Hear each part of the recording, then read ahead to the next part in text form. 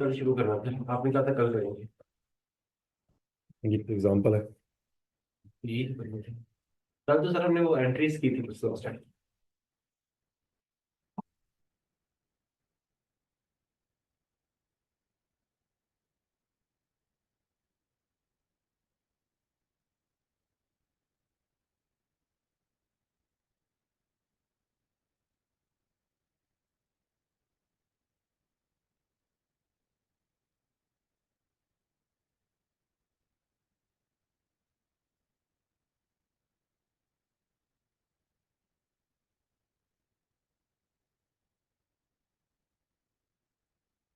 चलिए बच्चों, हम पासवर्ड का सवाल करते हैं कुछ।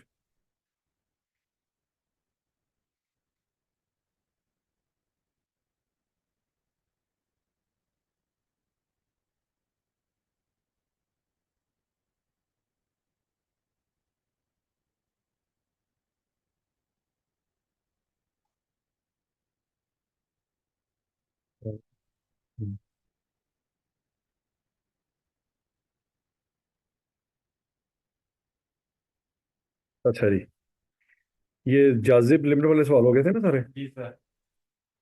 लिमिटेड और गार्लिक लिमिटेड दोनों। वो नहीं हो गए। इंडस फार्मा वाला भी हो गया था। जी सर, ये भी हो गया था।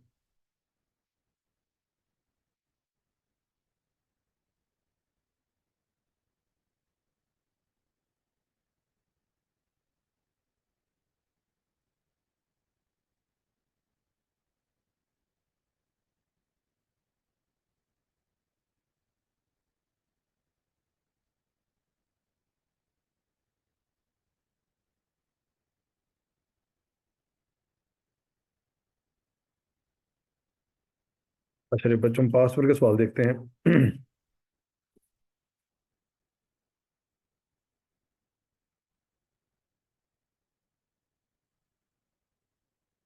ये है जी, एप्रिकॉट पाकिस्तान, ये हमने कर लिया था यार। जी हो गया था। एप्रिकॉट पाकिस्तान हमने कर लिया था। उसके बाद है जी स्टाइल टेक्सटाइल, ये 2010 में आया था। ये आपका होमवर्क है, आसान है, आप कर सकते हैं। ठीक है। फिर उसके बाद ये PQRN कंपनी है, ये भी आसान है, ये भी आपका होमवर्क है। कौन से सवाल करने हैं जी? एक स्टाइल टेक्सटाइल वाला और एक PQR। आसान है, कर सकते हैं आप। हम करेंगे जो लेटेस्ट अटेम्प्टों में सवाल आए हैं।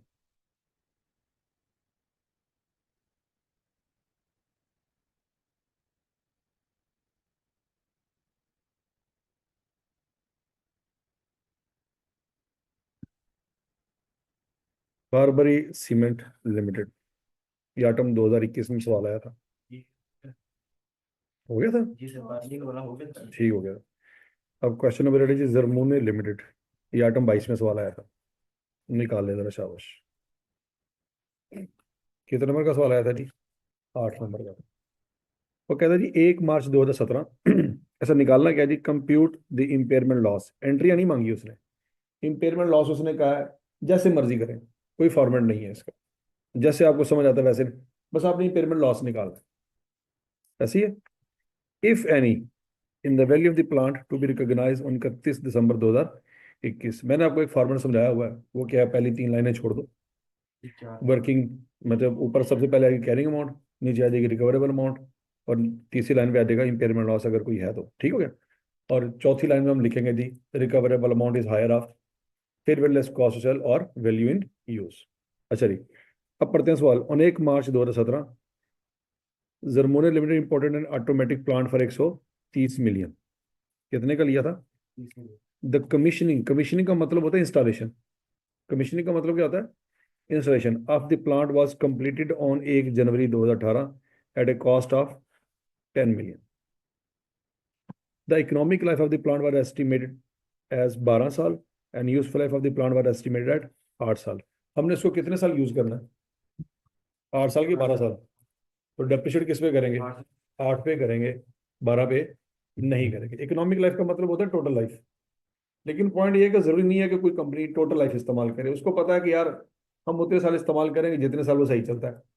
बाद में जब वो मसले करना शुरू करता है तो कंपनियां वो प्लांट, इस तरह का प्लांट क्या कर दी हैं, बेच देती हैं। तो यहाँ तक की बात समझ लगी? हम्म। और बोलो तो सही। अच्छा जी, अगला पॉइंट। तो हमने डेप्रिशिएट किस पे करेंगे बच्चों? 8 पे करेंगे, 12 को यूज नहीं करना। आई के अपने जानबूझ के 12 साल दिया है ताकि बच्चे इस गलती से क्या करें, 12 साल पे डेप्रिसिएशन निकालना शुरू कर दें। ओके। इकोनॉमिक लाइफ में हम देखते हैं, हम क्या देखते हैं, यूजफुल लाइफ देखते हैं। The plant is being depreciated at 20% per annum using reducing balance method. तो उसने डेप्रिसिएशन रेट आपको दे दिया है 20%। तो अगर 20% रेट है तो कितने साल लाइफ बनती होगी? सर रिड्यूसिंग बैलेंस मेथड है स्ट्रेट लाइन। हाँ, तो कितने साल लाइफ बनती होगी? 8 साल। ठीक है जी। लाइफ 8 साल ही बनेगी, चाहे 8 साल बाद अभी उसकी रेजिडुअल वैल्यू बची हो, इसके बावजूद हम 8 साल ही यूज करेंगे। ठीक हो गया जी। Due to declining demand for the product manufacture from this plant, an impairment test was carried out at 31 December 2021। Demand, ये जो प्लांट से हम चीज़ें बना रहे हैं वो मार्केट में सेल कर रहे हैं, तो चीज़ें सेल नहीं हो रही। इसका मतलब है इससे फ्यूचर में मिलने वाले बेनिफिट कम हो गए हैं। अगर बेनिफिट कम हो गया तो सीधी सी बात है, इंडिकेटर आपको मिल गया कि इम्पेयरमेंट हो गई है। Following information has been gathered for impairment testing of the plant. Number 1, the current selling price of the similar plant in the local market is 50 million। The present decommissioning cost of the plant is estimated at 2 million। यहाँ तक की बात लगी? The प्ला अच्छा, यहाँ पे बच्चों fair value less cost to sell निकाल सकते हैं? Yes sir. इस कॉस्ट टू सर। मतलब उखाड़ना, डिसमेंटलिंग कॉस्ट। डीकमीशन, कमीशन से क्या मुराद है? कमीशन से क्या मुराद? इंस्टॉलेशन तो डीकमीशनिंग, उसको उखाड़ना। ठीक है जी। The plant's net disposal proceed at the end of useful life is estimated at 4 million। ये कहाँ यूज होने हैं? ये वैल्यू इन यूज में यूज होना है, ऐसी है। The current market risk free rate of interest is 8% per annum. However, an investor would ask additional return of 2% for bearing the uncertainty inherent in such a plant। हाँ जी। तो बच्चों हमने 8%। Rate कौन सा लेना है? 8%। नहीं, 10% लेना है। तो रिस्क फ्री है। हाँ जी, यही तो मैंने आपको पढ़ाया था। जरा वो याद करो, वो पेज कहाँ है? पेज निकालो जरा, शाबाश। मैंने जो पेज पढ़ाया था उसमें रेट के बारे में कुछ लिखा हुआ है। शाबाश शाबाश शाबाश शाबाश शाबाश। वो पेज निकालें जरा।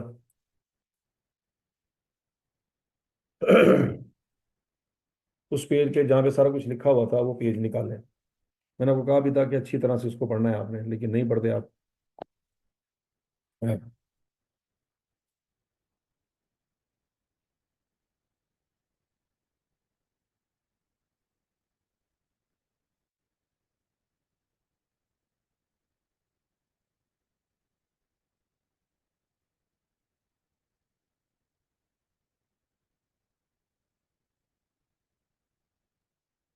हम्म।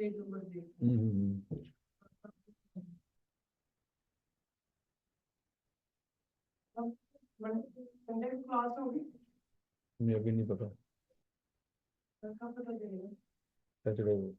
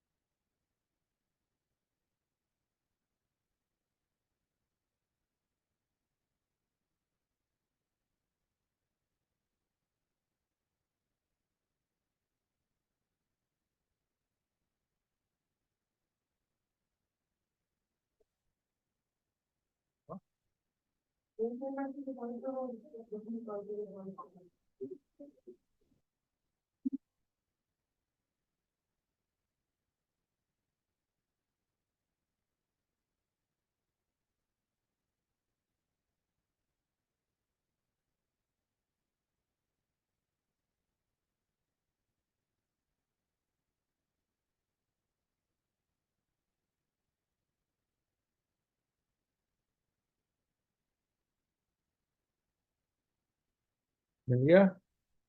रेट के बारे में पढ़े क्या लिखा हुआ है?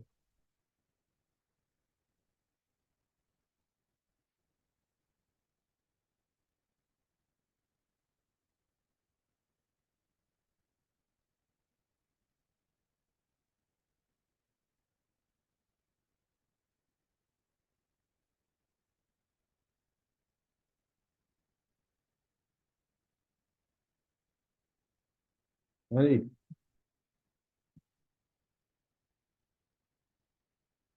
अब मिल गया सबको।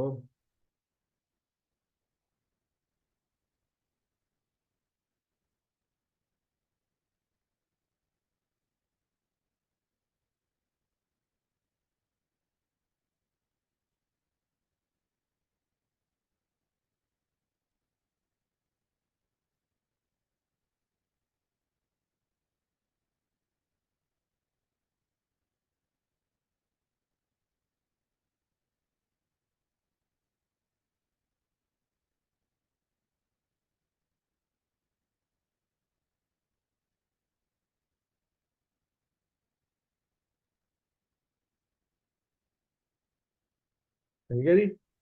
उसमें उसने रिस्क की बात की है, जरा रिस्क की बात क्या की है उसने? To the asset of which a future cash flows have not been adjusted. उसका रिस्क का क्या करना है?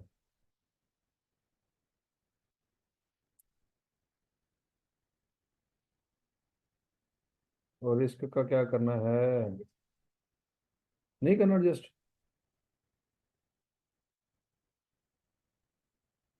क्या हम्म, क्या कह रहा है? पता नहीं क्या कह रहा है।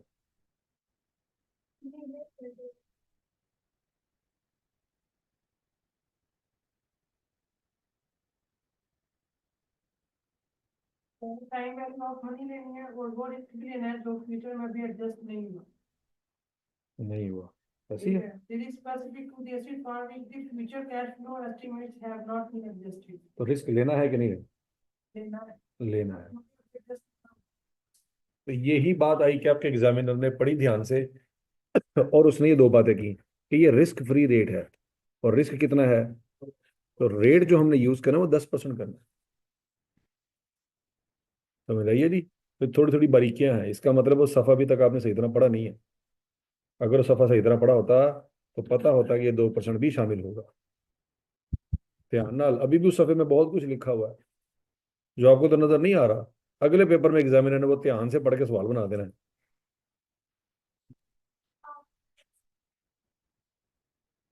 हाँ जी। A junior accountant has calculated the following net cash flow from the operating the plant। अब जूनियर अकाउंटेंट ने क्या चवले मारी हैं? अगर तो आपने उसकी चवले पकड़ ली तो आप सीनियर हैं, लेकिन आपको लगा कि वो सही कर रहा है तो फिर आप भी जूनियर ही हैं। बात में लगी कि नहीं लगी? अब वो कहता है जी जूनियर अकाउंटेंट ने इनफ्लो में से आउटफ्लो माइनस करके नेट कैश फ्लो निकाले हुए हैं। अब उसने सही निकाले हैं या गलत निकाले हैं वो बाद में पता लगता है। However, a review of accountant working has revealed the following: depreciation of the plant has been included as an outflow in each year। ये नहीं ये उसने क्या किया होगा? डेप्रिसिएशन को आउटफ्लो में जाकर माइनस किया होगा इनफ्लो में अब हमने क्या करना है? से। बात समझ आ गई है? तो उसने ये गलत किया है। लेकिन अगर आपको लगता है कि यार हाँ उसने है सही होना था, इसका मतलब है आप सीनियर नहीं हो सकते, आप भी उसके लेवल की हैं। ऐसे ही है। Tax payment of 2 million has been included as an outflow in each year. ये भी ये नहीं उसने क्या किया है? टैक्स पे किया जो कि नहीं करना था। तो ये भी नहीं करना चाहिए था उसको। अब क्या करेंगे? ये भी एड बैक होगा बच्चों और ये भी एड बैक होगा। ऐसी है। Inflow from plant in 2022 include receipt from sale of existing inventory amounting to 3 ये टैक्स million। तो ये नहीं आना था। ये क्या होगा जी? दस माइनस होगा। क्यों? किस लाइन की वजह से ये ऐसा कर रहे हैं हम? उस एग्जिस्टिंग पेज पे कोई लाइन लिखी हुई है। जी सर। तो प्रेजेंट और पास्ट का नहीं देना है जो ठीक है जी। पास्ट में जो चीज बन चुकी है उसका अगर फ्यूचर में कोई आउटफ्लो या इनफ्लो आएगा वो शामिल नहीं होना। ना इनफ्लो होना है ना आउटफ्लो होना है। तो जो इन्वेंट्री बन चुकी है, आज अभी इसी वक्त प्लांट बेच दें, इन्वेंट्री तो फिर भी सेल होनी है। प्लांट बेचें या ना बेचें उसका इससे इन पैसों से कोई लेना देना नहीं है। नहीं है। और समझ आ रही है? तो इसका मतलब है ये जितने भी इनफ्लो लिखे हुए हैं सारे के सारे क्या हैं? गलत हैं। इनको पहले ठीक करना होगा, फिर उनकी प्रेजेंट वैल्यू निकालनी होगी 10% पे रेट लगा के। उनको जमा करेंगे तो वैल्यू इन यूज आएगी। उस वैल्यू इन यूज को fair value cost to sell से कंपेयर करेंगे। जो हायर वैल्यू होगी वो क्या बन जाएगी? Recoverable amount. और उसको किससे कंपेयर करेंगे? कैरिंग वैल्यू से कंपेयर करेंगे। ये बात समझ आ रही कि नहीं आ रही? ये सवाल लेटेस्ट अटेम्प्टों में आ रहा है। इस सवाल को आपने अभी के अभी करना है। आपके पास टोटल टाइम है बच्चों 12 मिनट।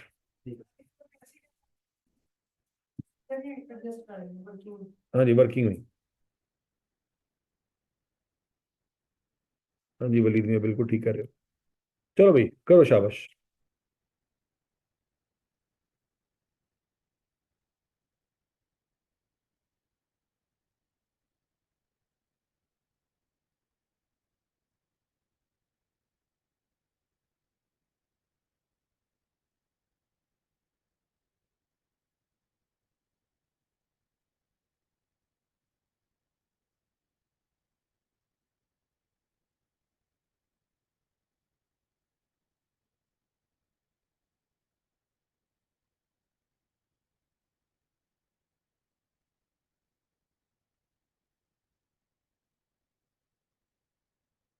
ये रन किया जी 31 नवंबर 2021 से।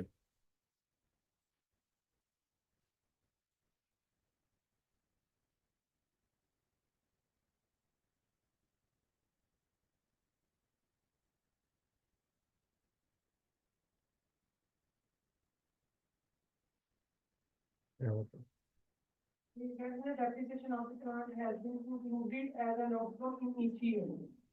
हम्म। ये जो हमने तो 2022, 23, 24 और 25 को देख रहे हैं। हाँ वो उसी को देखना है। तो उसने की होगी पहले ये सोचो। वो जूनियर अकाउंटेंट है लेकिन अन्ना तो नहीं है। उसने पिछले सालों की डेप्रिसिएशन 2022 में माइनस की होगी।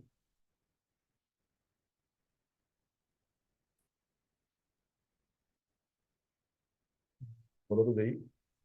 2022 में उसने कौन सी डेप्रिसिएशन माइनस की होगी? 22 की या 22 की?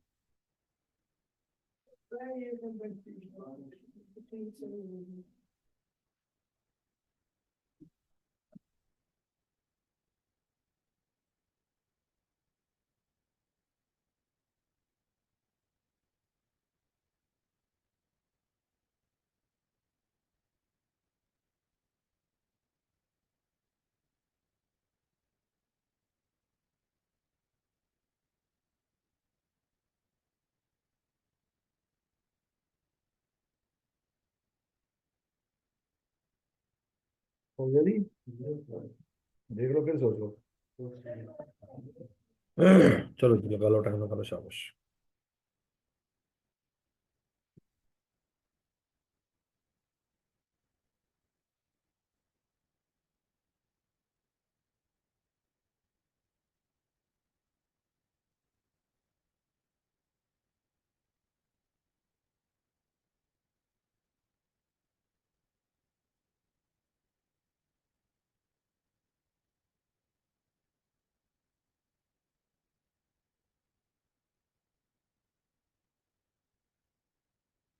हो गया जी।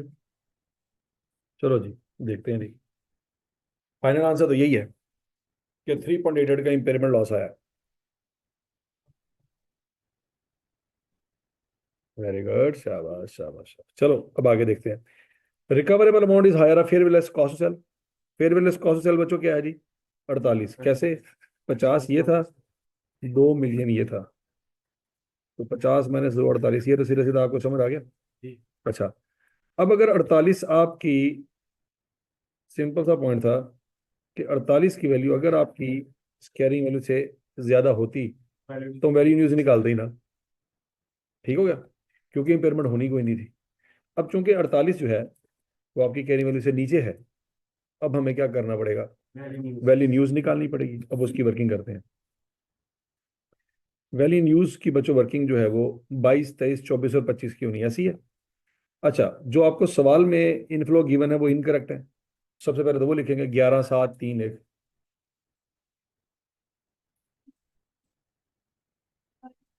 तो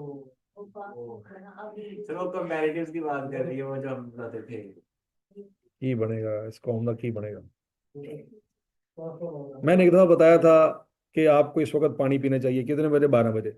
और ये बात अब रमजान में पूछें कि सर दाऊद ने कहा था 12 बजे पानी पी लें, तो मैं पी लूंगी क्योंकि मेरा रोजा तो हो जाएगा, क्योंकि सर दाऊद ने कहा था 12 बजे पानी पी लें। केड़ी शायद कितने जाके अप्लाई कर पड़ेगी। मैंने ये कब बताया था? तो इम्पेयरमेंट का था वो। की बंदा करे कसम इस कौम का। है। सर आपने बताया था कि जर्सी पहन के आया करो, अब मई का महीना में क्या करूं? जर्सी तो मैं पहन के आई हूँ क्योंकि आपने कहा था। केड़ी गल किथे की थी उन्होंने उत्थे रहन दो।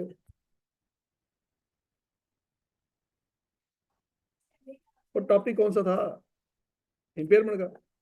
हाँ, और उसमें 5 साल थे। तो क्या था उस वो बात पूरी बताना मैंने क्या कहा था। चलो, वो है ना अद्धी गल। अच्छा जी, अब डेप्रिसिएशन बच्चों, डेप्रिसिएशन सबसे बड़ा टेक्निकल इशू था। अब याद रखें, अकाउंटेंट ने डेप्रिसिएशन 22 की 22 में माइनस की होगी, 21 की उसने 22 में माइनस नहीं की होगी। अब आपको डेप्रिसिएशन निकालनी पड़ेगी 22 की भी, 23 की भी, 24 की भी और 25 की भी। यहां तक की बात समझ लगी? डेप्रिसिएशन को समझते हैं बच्चों। ये प्लान कब लिया था? 1 मार्च 2017 को। कितने का? 120 मिलियन। रेट क्या लगा होगा? 20%। ठीक है जी। तो 2017 में कितने महीनों का रेट लगा होगा? इंस्टॉल नहीं हुआ। इंस्टॉल कब हुआ था? तो यकम जनवरी 18 को हुआ था, तो 18 का पूरा साल डेप्रिशिएट होगा। ऐसी है। तो बच्चों 2018 का पूरा साल डेप्रिशिएट होगा, 19 का भी पूरा साल डेप्रिशिएट होगा, 20 का भी पूरा साल डेप्रिशिएट होगा और 21 का भी पूरा साल डेप्रिशिएट होगा। तो 4 साल सीधे सीधे डेप्रिशिएट हो रहे हैं बच्चों। तो उसके लिए हमने पढ़ा हुआ है क्यूएम के अंदर एक formula, remaining value is equal to cost into 1 - r⁻n। क्योंकि 4 साल पूरा पूरा डेप्रिशिएट होना है, तो बच्चों 140 इंटू 1 - 0.2 ⁻⁴ सीधा सीधा आंसर आ जाएगा हमारे पास। वो निकाल लें आंसर क्या आता है।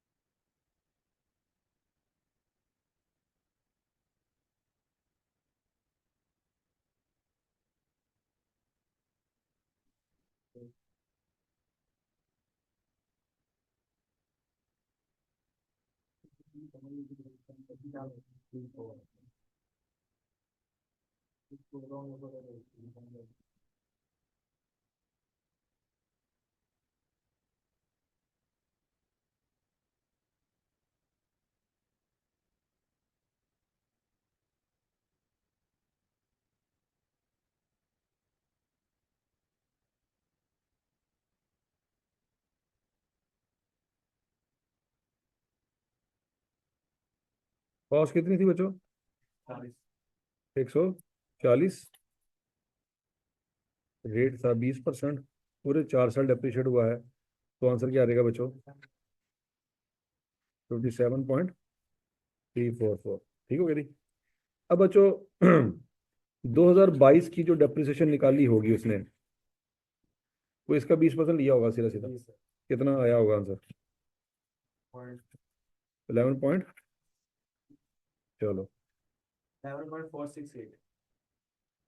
468। ये उसने कैलकुलेट किया होगा, वो हमने ऐड बैक कर देना। ये उसने कैलकुलेट किया होगा, ये सही कैलकुलेट किया होगा। मसला ये है कि उसने माइनस कर दिया, माइनस नहीं करना चाहिए दोस्तों। कैलकुलेट उसने सही किया होगा। ठीक हो गया जी। WDV क्या आ जाएगी बच्चों? हाँ जी, 45.88। 2023 की डेप्रिसिएशन उसने क्या निकाली होगी? 175 निकाली होगी ऐसे। तो बच्चों 9.175 2023 में जमा कर देंगे। ठीक हो गया जी। तो WDV क्या आ जाएगी? 36.704। 2024 की डेप्रिसिएशन क्या आ जाएगी? 7.34। ये उसने माइनस की होगी, हम ये ऐड कर देंगे यहाँ पे। ठीक हो गया, तो समझ लगी बात है। WDV क्या आ जाएगी? 39, 29.36।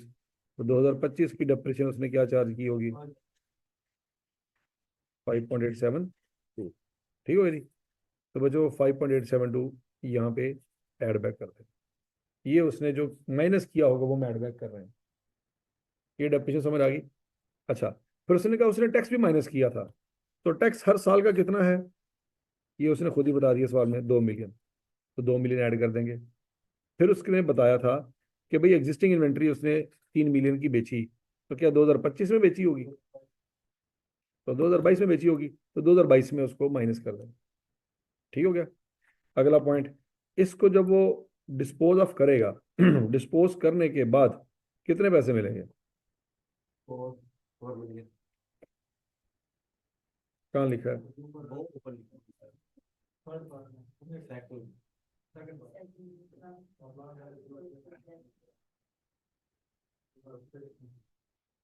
तो 2025 में उसको ऐड कर देंगे।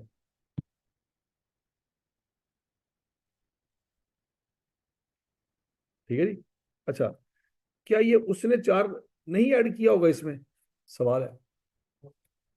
कैसे पता लगा उसने ऐड नहीं किया? नहीं नहीं, देखो यहाँ पे उसने लिखा net cash flow from operating the plant, plant को चलाने में जो कैश फ्लो आया, मतलब उसको सेल करने की बात उसने नहीं की। बात समझ लगी? अगर ऑपरेटिंग दी प्लांट ना लिखा होता तो हम ये समझते कि जूनियर अकाउंटेंट है, उसने चवलें जो मारी हैं वो नीचे बता दी हैं, तो उसने नेट डिस्पोजल ले लिया होगा, क्योंकि उसकी गलती नहीं बताई जा रही।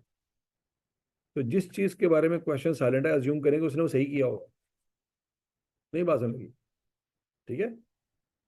तो नेट डिस्पोजल प्रोसीड उसने ऐड नहीं किए होंगे, क्योंकि उसने ऑपरेशन के खर्चे लिए हैं, ऑपरेशन की इनकम ली है, उसको बेचने की इनकम, तो इसलिए हम ऐड यहाँ पे कर रहे हैं 4 मिलियन। यहाँ तक की बात समझ लगी? तो बच्चों नेट कैश फ्लो आ जाएंगे जो करेक्ट वाले होंगे, 21.47, 18.17, 12.34, 12.87।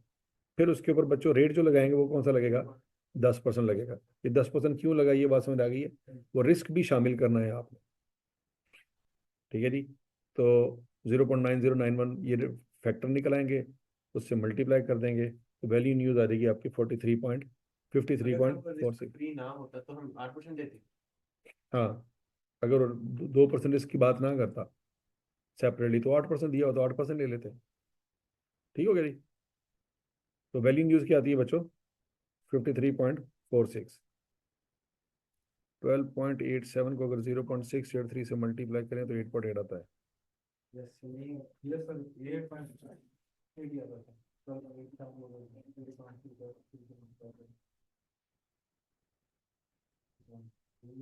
यस सर, 8.1 52.6 न्यू कराने 52.6 ये सारी वैल्यू चेक करें, सारी ठीक है? ऑलमोस्ट ठीक है सर। सारी वैल्यू चेक करें, शाबाश शाबाश शाबाश।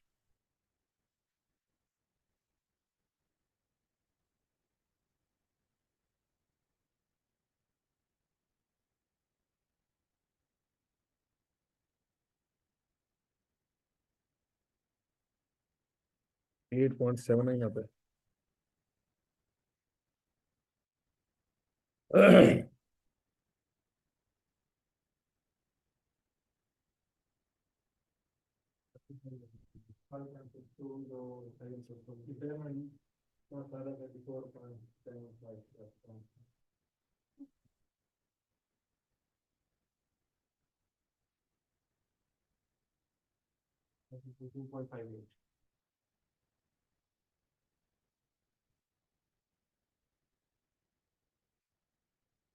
सारी वैल्यू चेक करें, शाबाश शाबाश शाबाश।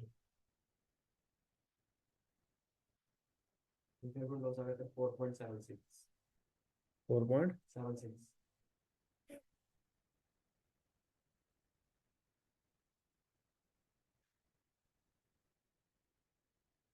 52.58 आ गया बच्चों।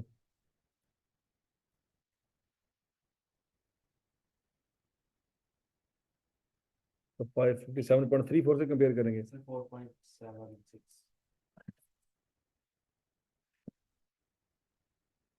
4.76 इम्पेयरमेंट लॉस आ गया। ठीक है जी।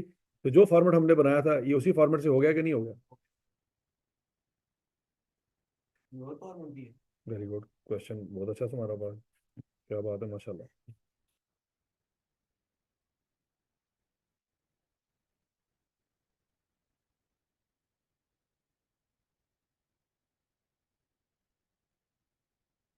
हम्म,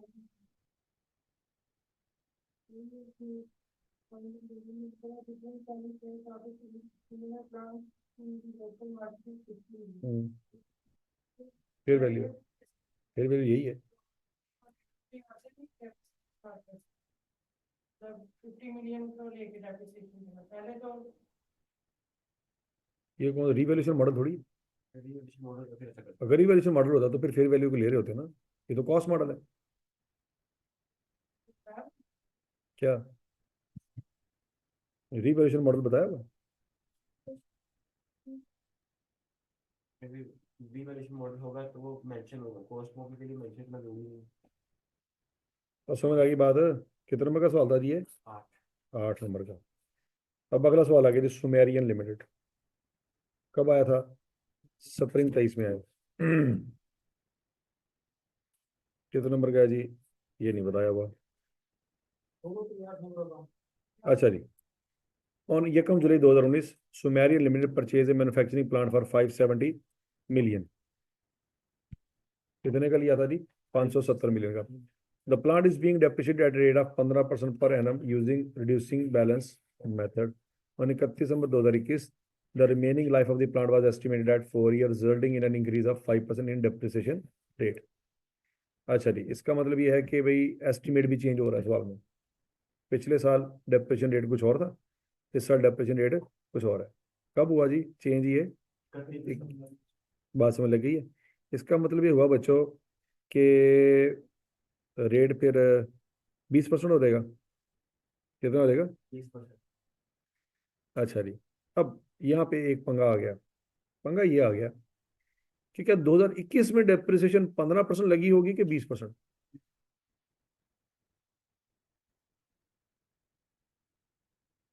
20%। 2021 में डेप्रिसिएशन 20% लगी होगी कि 15%, ये एक क्वेश्चन है।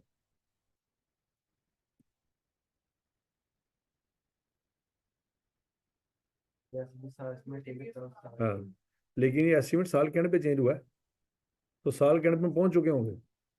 मतलब डेप्रिसिएशन चार्ज करनी होगा इसका मतलब डेप्रिसिएशन 2021 में 15% ही लगी होगी।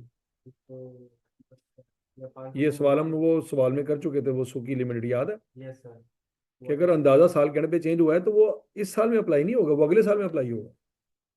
हाँ, अगर ये कहता ड्यूरिंग 2021, यहाँ पे 31 दिसंबर की जगह क्या लिखा होता ड्यूरिंग 2021, तो हम ये अज्यूम करते हैं कि साल के शुरू में, तो फिर 2021 में 20% ही रेट ले रहे होते। मर्जी है, दोनों ले सकते हैं। तो ये कहते हैं लेकिन हमने असूल क्या बनाया था, हम यही करें, क्योंकि फिर अगर ऐसे करेंगे वो सवाल जो कर ले तो सवाल जो कर ले पेपर से फिर बह के सोचे रहेंगे केड़ा करिए। ठीक हो गया। हाँ। अगर 32 लिखा होता तो सोचते, 31 लिख दिया, शुक्र है। तो समझ लगी है। तो हम बच्चों 2021 में कौन सा रेट लगाएंगे, 15% ही रेट लगाएंगे, 20% रेट नहीं लगाएंगे। SL carried out impairment test of plant on 31 December 2021 and also on 31 December 2022 using the following estimate. अब याद रखना, यहाँ पे उसने रिकवरेबल अमाउंट 2 दफा निकाल लिया है, तो इसका मतलब है आपने वैल्यू इन यूज 2 दफा निकालनी है। 21 की अलहदा निकालनी है और 22 की अलहदा निकालनी है, क्योंकि वैल्यू इन यूज भी एक अंदाजा होता है। सोचो, वैल्यू इन यूज जो आप निकाल रहे होते हैं वो भी क्या होता है, तो अंदाजे हर साल चेंज हो सकते हैं। इस तरह का सवाल इससे पहले हमने कभी नहीं किया कि एक ही प्लांट की वैल्यू इन यूज निकाल रहे हैं 2 सालों में अलग अलग। पिछले साल अंदाजे कुछ और होंगे, अगले साल इवन के रेट भी चेंज हो सकते हैं। पिछले साल रेट कुछ और होगा, अगले साल रेट जैसे स्टेट बैंक का रेट है 2021 में कोई और रेट होगा, 22 में कोई और रेट है, 23 में कोई और होगा, 24 में कोई और होगा। तो रेट अगर चेंज हो जाए, कैश फ्लो चेंज ना भी हो, तब भी वैल्यू न्यूज चेंज हो जाएगी। समझ लगी बात। अच्छा, अब जब 21 में वैल्यू न्यूज निकाल रहे होंगे तो 22 को नहीं देखना हमने, क्योंकि 22 फ्यूचर है। जैसे इस वक्त हम 24 में बैठे हैं तो महंगाई के अंदाजे लगा रहे हैं, 25 का तो हमें पता ही नहीं होगा कि 25 में क्या हुआ, लेकिन जब 25 में पहुंच जाएंगे उस वक्त फील होगा कि 24 में हम जो अंदाजे लगा रहे थे वो गलत है। नहीं समझ आ रही। 2019 में जब हम बैठे थे तो हमें क्या पता था कि 20 में कोरोना आ जाना। 2019 में तो 20 वाला साल में बड़ा ब्राइट नजर आ रहा होगा, लेकिन जब 20 का साल आया तो हमने कहा कभी 19 में तो हम ये सोच भी नहीं सकते थे कि 20 में ये होगा। हम क्या, हमारे बाप दादा भी नहीं सोच सकते थे। ठीक है जी। तो जब आप 21 में वैल्यू न्यूज निकालेंगे तो 22 को नहीं देखेंगे, सिर्फ 21 को फोकस करके हम आंसर निकाल रहे होंगे। Annual inflow from the sale of product कितना है जी? 245। तो हमने बच्चों 22 में भी यही सोचा होगा, 23 में भी यही सोचा होगा, 24 में भी यही सोचा होगा। वो दूसरी बात है कि 22 में जाके चेंज हो गया, लेकिन 21 में बैठे हमें 22 यही नजर आ रहा होगा कि कितना कमाएंगे, 245। एनुअल आउटफ्लो फॉर ऑपरेशन कितना है जी? 160।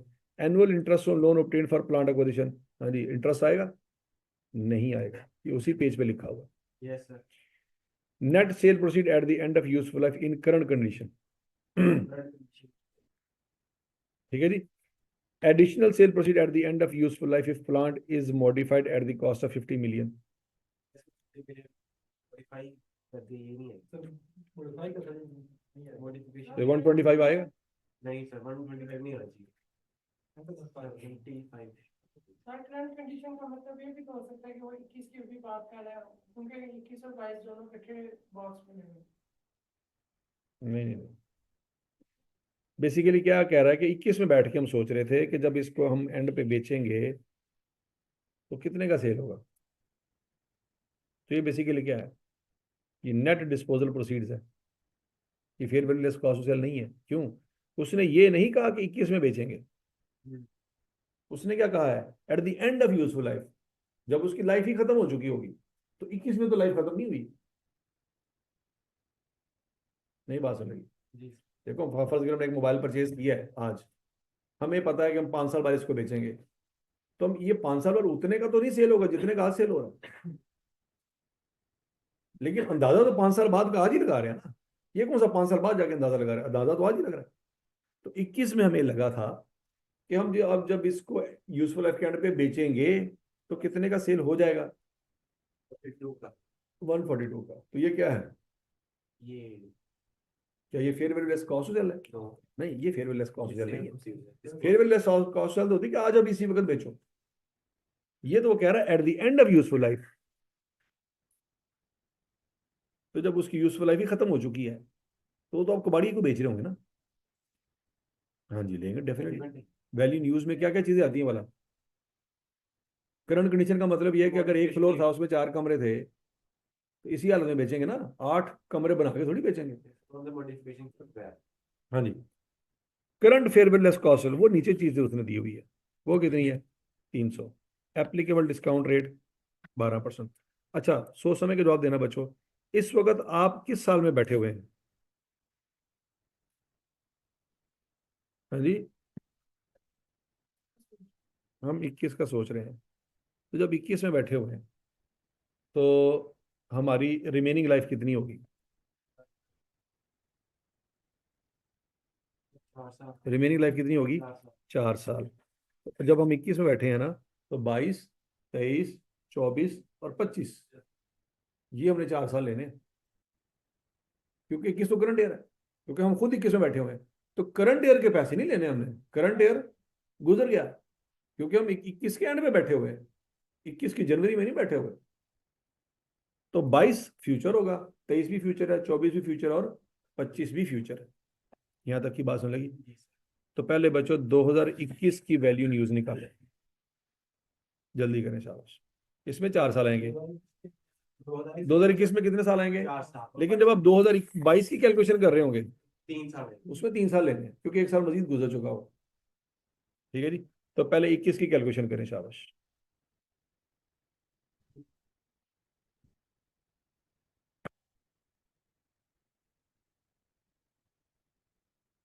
नहीं समझ आई बात? आ गई सर, आ गई। ये हम समझ नहीं तो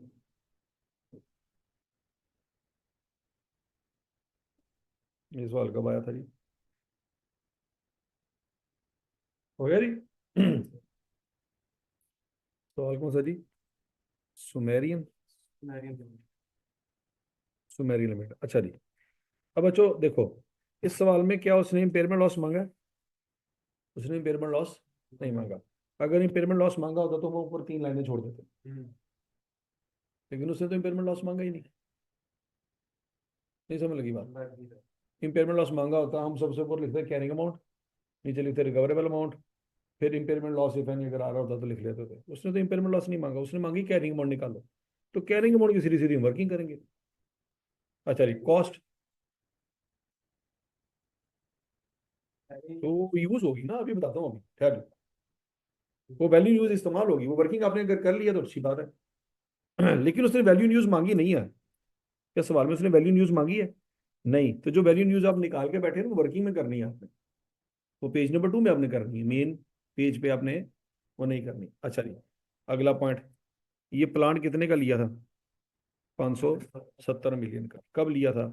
ये कम जुलाई 19 को। हमारा साल का बैंड हो रहा है दिसंबर में, तो पहले साल बच्चों 6 महीनों की डेप्रिसिएशन आएगी। यस। लिखी आपने? चलो, तो 570 में से बच्चों पहले साल 6 महीनों की डेप्रिसिएशन आएगी 42.75, माइनस कर दी, डब्ल्यूडीवी निकल आई 527। फिर 2019 में पूरे साल की डेप्रिसिएशन आएगी 79.09, डब्ल्यूडीवी आ जाएगी 448.16। फिर 2020 में पूरी डेप्रिसिएशन आएगी पूरे साल की 67.22, वो माइनस कर दी, तो डब्ल्यूडीवी क्या आ जाएगी? 380। डब्ल्यूडीवी क्या आ जाएगी? 380। अब अगला पॉइंट, इस डब्ल्यूडीवी को आपने, अब ये डब्ल्यूडीवी किस तारीख की निकली है? 31 नवंबर 21 की। इसको आपने कंपेयर करना है किसके साथ? Recoverable amount. वो कहाँ पे कंपेयर करेंगे? वर्किंग में। यस। उसने नहीं मांगा इम्पेयरमेंट लॉस, लेकिन वो हम क्या करेंगे? वर्किंग में आंसर निकालेंगे। यहां तक की बात समझ लगी बच्चों? अब रिकवरेबल अमाउंट की वर्किंग हमने करनी है, वर्किंग नंबर 1। अब वर्किंग नंबर 1 में लिखेंगे रिकवरेबल अमाउंट 2021 की। Fair value less cost of sale उसने सीधे सीधे सवाल में बता दी हुई है, कितनी है? 300। पार्ट ए तो हमारा सीधा सीधा कंप्लीट हो गया। अच्छा, अब वैल्यू इन यूज उसने आपको नहीं बताई, उसकी हम वर्किंग करेंगे, वर्किंग नंबर 3। नहीं, वर्किंग नंबर 3, वर्किंग नंबर 2 होगी ना? वर्किंग नंबर 2 नीचे वाली 3 होगी, एंड वर्किंग नंबर 3। ठीक हो गई? अब वर्किंग नंबर 2 आपने की हुई है, और आपका आंसर आया होगा 327.16। ठीक आया यस। या गड़बड़ हो गई है? चलो ठीक है, 327 तक तो आ गया ना। अच्छा जी, 327 लिख दिया। अब इन दोनों में से बड़ी वैल्यू कौन सी है? 327। उसके साथ कंपेयर करेंगे हम किसको? कैरिंग वैल्यू को। कैरिंग वैल्यू कितनी आई थी? 380। 380। अब आपकी रिकवरेबल अमाउंट कम है, कैरिंग वैल्यू ज्यादा है, तो आपकी रिकवरेबल अमाउंट कैरिंग वैल्यू बन जानी चाहिए। तो फिर आपकी जो कैरिंग वैल्यू निकली हुई है उसमें से 53.77 माइनस करेंगे, तो आपकी रिकवरेबल अमाउंट ही कैरिंग वैल्यू बन जाएगी 31 दिसंबर 2021 में। नहीं समझने की बात? देखो, आपकी रिकवरेबल अमाउंट क्या है? 327, और कैरिंग वैल्यू क्या है? 380। कितना लॉस हुआ? लॉस निकाल सकते हैं? निकाले देना, शाबाश। 53 का लॉस हुआ। अब जो डब्ल्यूडीवी आपने निकाली थी, क्या वो बैलेंस शीट में लिख सकते हैं आप? 380 बैलेंस शीट में जाएगी? नो। नहीं जाएगी, क्योंकि नुकसान हो गया। तो आपने बैलेंस शीट में वो वैल्यू लिखनी है जो नुकसान माइनस करने के बाद वाली आएगी। तो 380 में से जो नुकसान हुआ वो माइनस कर दें, तो 327 आपकी रिकवरेबल अमाउंट भी बन जाएगी और वही कैरिंग वैल्यू बन जाएगी। हाँ, वो फ्यूचर में होगी ना। अब ये डेप्रिसिएशन जो 2021 में 22 में जो चार्ज होगी वो 327 भी होगी। यहाँ तक की बात लगी। तो 327 पे बच्चों 20% डेप्रिसिएशन लगाएंगे, तो 2022 के एंड पे जो डब्ल्यूडीवी आएगी वो 261 निकलेगी। यहाँ तक की बात लगी? फिर इस 261 को 2022 की रिकवरेबल अमाउंट से कंपेयर करेंगे। यहाँ तक की बात लगी? अब 2022 में उसने फेयरवेल लेस कॉस्ट सेल आपको दी हुई है, वो कितनी है? 280 है, वो यहाँ पे लिख देंगे। और वैल्यू न्यूज आपने निकाली हुई है 2022 में, वो कितनी आई है? 326। ये निकाली आपने? 22 की भी तो 22 में निकाली नहीं? सर निकाली है। तो 326 करके क्यों बैठे हो नहीं देर से? सर 326 की 5 की आई है मेरी। चलो जी, वो अभी अगर आप वर्किंग कर लेंगे तो क्या आंसर आ जाएगा? 326। वो 326 बच्चों यहाँ पे लिखेंगे, 280 ऊपर लिखा हुआ, 326 नीचे लिखा हुआ। रिकवरेबल अमाउंट कौन सी वैल्यू बन जाती है? 326। ऐसी है। और आपकी बच्चों कैरिंग वैल्यू क्या आई हुई है? 261। अब रिकवरेबल अमाउंट ज्यादा है, कैरिंग वैल्यू कम है। इम्पेयरमेंट लॉस तो कोई नहीं, लेकिन चूंकि पिछले साल में लॉस हुआ था, अब वो लॉस का रिवर्सल हो सकता है। पिछले साल लॉस हुआ था, उस लॉस का रिवर्सल हो सकता है। अगर तो पहले कभी लॉस ना हुआ होता और इस साल गेन आ रहा होता तो हम कभी रिकॉर्ड ना करते। लेकिन चूंकि पिछले साल लॉस हो चुका है और इस साल हमें रिवर्सल नजर आ रहा है तो हम रिवर्सल करेंगे। लेकिन कॉस्ट मॉडल में रिवर्सल करते वक्त हमने कहा था कि हम दो चीजों को कंपेयर करेंगे। अगर कैरिंग वैल्यू निकालते, अगर कोई इंपेयरमेंट लॉस हुआ ही ना होता, जब से प्लांट लिया है तब से लेके आज तक, अगर कोई इंपेयरमेंट लॉस ना होता तो कैरिंग वैल्यू क्या होती? Yes sir. बात में लगी है। उसके लिए बच्चों क्या करेंगे? देखो, ये वाली कैरिंग वैल्यू तो लॉस के बगैर ही निकली थी ना। पिछले साल के एंड पे आपकी कैरिंग वैल्यू क्या थी? 380, जिसमें कोई लॉस माइनस है। अगले साल भी इसी को रेट लगा होता अगर कोई इंपेयरमेंट ना होती। तो अगले साल 380 के ऊपर लगाएं 20% रेट, जो बच जाएगा वो कैरिंग वैल्यू होगी। तो 380 में से 76 माइनस कर दो, 304 304 आपकी कैरिंग वैल्यू होती अगर कोई इंपेयरमेंट लॉस ना होता। तो यहां तक की बात में लगी? और बोलो तो सही। Yes sir. और रिकवरेबल अमाउंट आपकी क्या है? 326। इसमें से कौन सी वैल्यू लेनी है हमने? 4 लोअर वैल्यू लेनी। तो हम कहेंगे कि इस वक्त हमारी WDV है 261, लेकिन हम 326 पे नहीं जा सकते। हम मैक्सिमम कहां तक जा सकते हैं? 304 तक जा सकते हैं। तो हम रिवर्सल रिकॉर्ड करेंगे 43 का। समझ समझ लगी जी? गए। तो ये वो सवाल था जिसमें रिवर्सल ऑफ इंपेयरमेंट लॉस भी आ गया। ठीक है जी। कब आया जी? ये रीसेंट अटेम्प्टों में आया सवाल। हाँ, और 700-800 नंबर के अंदर सवाल है। तो ये सवाल सवाल कर लें। FR2 भी हो गया, FR3 भी हो गया, FR4 भी हो गया है, पूरा CA हो गया। बस कबर तैयार है। ठीक है, जिंदगी लंघ गई। ठीक है जी। हाँ जी। और समझ आया सवाल? यस। तो ये बड़ा इंपॉर्टेंट सवाल था बच्चों। किस अटेम्प्ट में आया था? स्प्रिंग 2023 में आया था। किस में आया था जी? स्प्रिंग 2023 में आया था। अब एक ऑटम 24 में लेटेस्ट अटेम्प्ट में सवाल आया। राजशाही लिमिटेड। समझ? खामोश। हट। राजशाही limited acquired A machinery on 1 January 2019 for 480 million. ये लेटेस्ट अटेम्प्ट का सवाल है। RSL use cost model. चलो जी, इसमें उसने नेकी की आपके साथ, बता दिया है कि कॉस्ट मॉडल है। For subsequent measurement and depreciate the machinery on straight line basis over it's estimated useful life of 8 year. Life भी बता दी उसने, कितने साल है जी? 8 साल है। Eight the end of 2021 the machinery had undergone an impairment review and was consequently impaired by 40 million। अच्छा जी, उसने बता दिया है कि इम्पेयरमेंट हो गई थी। करके आया था, तो जो करके आया था ना, पता लग गया क्या करके आया था? अच्छा जी। At the end of year 2023 the machinery underwent another impairment review and the following estimates related to machinery were made on 31 December 2023। अच्छा जी। अब चूंकि 23 के एंड पे खड़े हैं तो हमारे लिए फ्यूचर फिर क्या होगा? 24, 25 और 26 होगा। रेवेन्यू है जी 140, 120, 120। रिसीट फ्रॉम कस्टमर, ये इनफ्लो है। ये क्या है? इनफ्लो।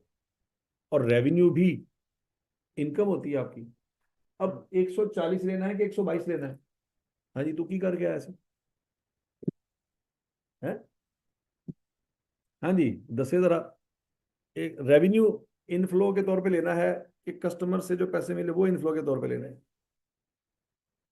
रेवेन्यू लेंगे। नहीं लेंगे, क्योंकि कैश फ्लो की बात हुई पड़ी है। किसकी बात हुई पड़ी है? Cash flow. तो कैश फ्लो तो वो पैसे हैं जो हमने कस्टमर से पकड़े हैं। ना कि वो पैसे हैं जिसकी हमने सेल की है। समझ आ गई बात की? यस। ये वही पेज है। मैंने कहा था कि अभी उसमें बहुत सारी ऐसी मिस्ट्रीज छुपी हुई हैं जो आपको तो समझ नहीं आ रही, लेकिन एग्जामिनर हर दफा उस पेज में से कोई नई बात निकाल के पेपर में डाल देता क्या दिक्कत? है। मतलब हम पहले पास पेपर करके फिर पास पेपर करांगे हैं। आपको चाहिए कि आप एग्जामिनर को कहें कि पहले सानू पेपर दो, फिर महीने बाद साढ़े को पेपर लै लेना, क्योंकि ये पास पेपर बन जाएगा, साड़ी प्रैक्टिस हो चुकी होगी, असि फिर यही पेपर दोबारा देना है। अच्छा जी, ऑपरेटिंग एक्सपेंस ये नहीं लेना, पेमेंट फॉर ऑपरेटिंग एक्सपेंस ये लेना है। अच्छा, मतलब अक्रूवल के हिसाब से ये खर्चा हुआ है, लेकिन पेमेंट के हिसाब से ये खर्चा हुआ है, तो हमने पेमेंट लेनी है, अक्रूवल नहीं लेना। तो ये अक्रूवल के हिसाब से रेवेन्यू ये है, लेकिन पेमेंट के हिसाब से रेवेन्यू 122 है। तो हमने पैसे लेने, कैश इनफ्लो कैश आउटफ्लो। समझ आ रही है? इतने क्यों बैठा हो यहाँ तू? ठीक है जी। Repayment of loan acquired for acquisition of the machinery, ये बात एग्जैक्टली वहां पे उस पेज पे लिखी हुई है कि ये जो रीपेमेंट ऑफ लोन है ये लेना है कि नहीं लेना। ये नहीं लेना।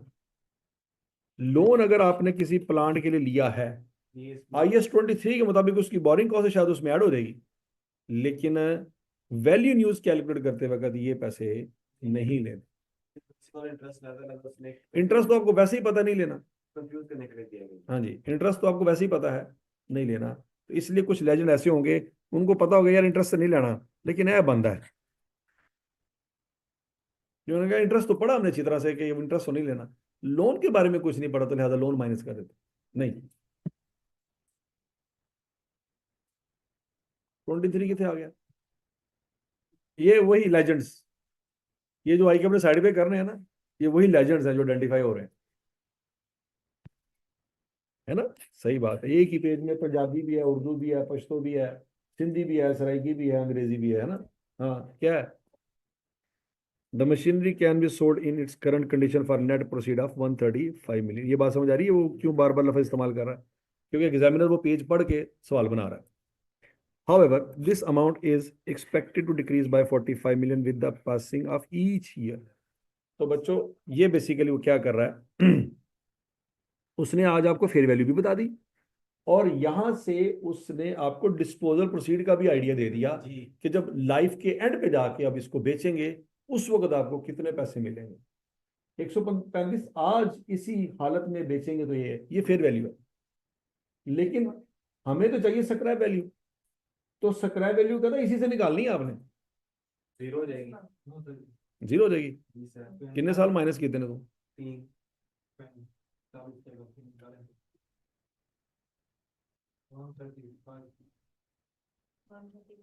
हाँ, जीरो। लोन करेंगे ना, किसी ने तो बेचना।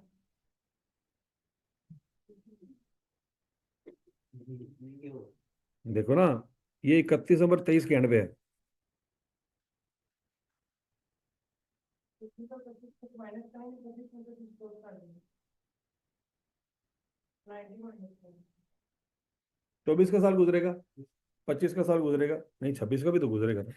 जैसे 26 का पूरा साल 26 के एंड में बेचेंगे ना, 26 में रेवेन्यू नहीं कमाया, 26 में प्रोडक्शन की होगी। लेजेंड्स। ठीक है जी। Income tax is payable at the rate of 30%, तो कोई मसला नहीं है, जीरो लिखा नहीं जा रहा हमसे। ये कैसे गोला बनाएंगे? हमसे गोला नहीं बन रहा, जीरो नहीं बन रहा हमसे। सर ये तो वो बन गया है क्या? The applicable discount rate is 12% per annum. यहाँ पे उसने सीधा सीधा उसने कहा पहले ही मैंने इतने कट्टे खोल दिए हैं, मजीद उसने डिस्काउंट में कोई चवल नहीं मारी। सीधा सीधा 12% बता दिया। हालांकि वो यहाँ पे चाहता तो कह सकता था कि रिस्क 12% है या रिस्क 3% है या 4% है, या प्री टैक्स या पोस्ट टैक्स की बातें वो कर सकता था, जैसे उसने यहाँ पे की भी है। वो चाहता तो यहाँ पे ये कह सकता था applicable discount rate is 12% per annum after tax, और आपसे कहता है भाई ऊन टैक्स तो बिफोर वाला रेट कटो। वो ये हरकत करना चाहता तो कर सकता था, लेकिन उसने की नहीं।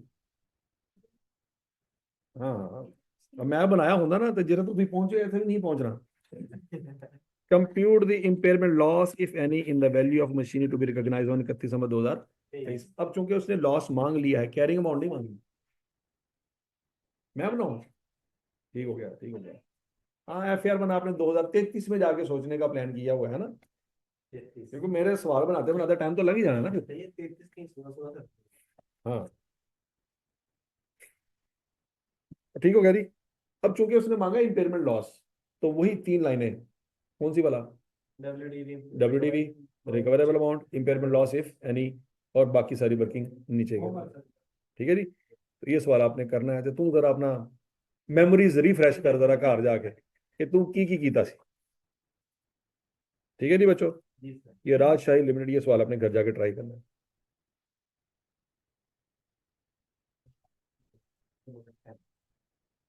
अच्छा इब्राहिम बच्चे, अगर तो उसने आपको सवाल में रिसीट फ्रॉम कस्टमर ना दी हो, तो फिर अज्यूम करेंगे कि जो रेवेन्यू रिकॉर्ड हुआ है उतना ही कैश लिया होगा।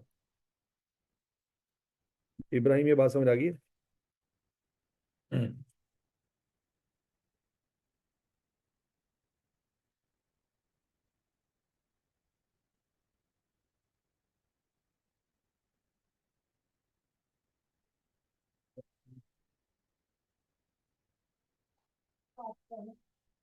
क्योंकि बात होती है ना। EPS हाँ जी, EPS आप ये बताओगे इम्पेयरमेंट लॉस नहीं नहीं, किसने कहा? इसका हाँ जी, हाँ भाई इब्राहिम ये बात समझ लगी है। आई कैप की बुक एग्जाम्पल नंबर 9 में अगर उसने रेवेन्यू लिया है ना, तो उसमें फिर रिसीट फ्रॉम कस्टमर नहीं दिया होगा, इसलिए उसने लिया है। क्योंकि अगर रिसीट फ्रॉम कस्टमर ना दिया जाए तो फिर अज्यूम करेंगे कि जितना रेवेन्यू है उतने ही पैसे रिसीव किए होंगे। क्या ये बात समझ लगी है?